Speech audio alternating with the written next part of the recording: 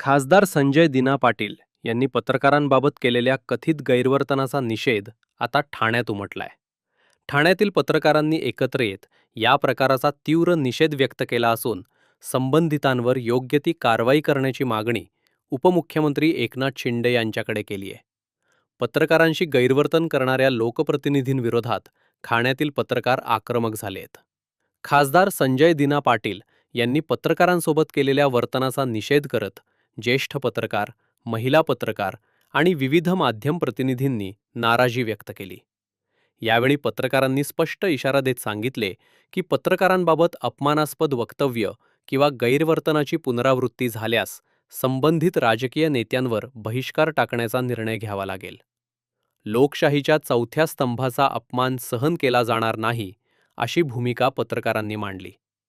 तसेच उपमुख्यमंत्री एकनाथ शिंदे यांनी या प्रकरणाची गंभीर दखल घेऊन संजय दिना पाटील यांच्यावर योग्य ती कारवाई करावी, अशी मागणी करण्यात आली.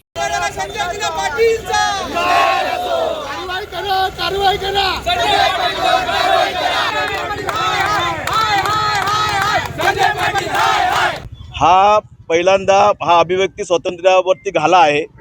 या देशामध्ये संविधानाने राज्य चालतं, संविधानाप्रमाणे चाललं पाहिजे. तुमचा कोणावरती राग असेल, तुम्ही पक्षांतर केलं, तुमचा राग असेल तर तो तुम्ही संयमाने तुम्ही आमच्या पत्रकारांशी बोलला. आमचं पत्रकार कोणाच्या घेण्यात नसतात, देण्यात नसतात. त्यांना तुमच्या कुठल्या पक्षाशी किंवा कुठल्याही जणांशी देणं नसतं. तुम्ही जे केलं ते बरोबर आहे काय ते लोक ठरवतील, परंतु तुम्ही आमच्या पत्रकारांना टार्गेट करणं हा गुन्हा आहे.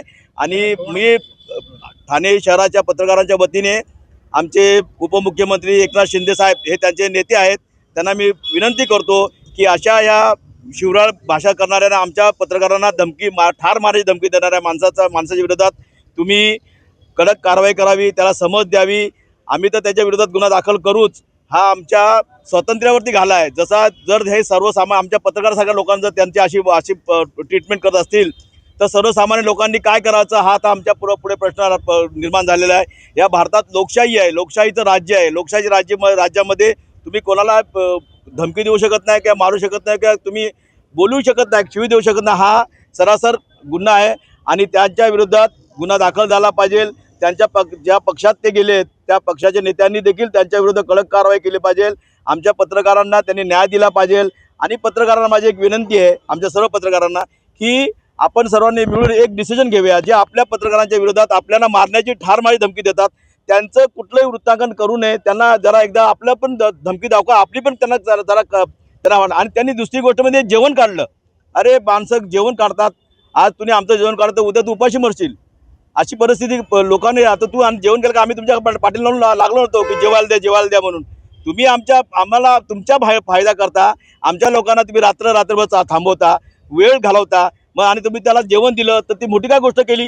जेवण तुम्ही दिलं हा काय उपकार नाही केले. हा तुमच्याकरता की तुम्ही आमच्या माणसांनी काम केलं म्हणून तुम्ही त्यांना जेवण दिलं.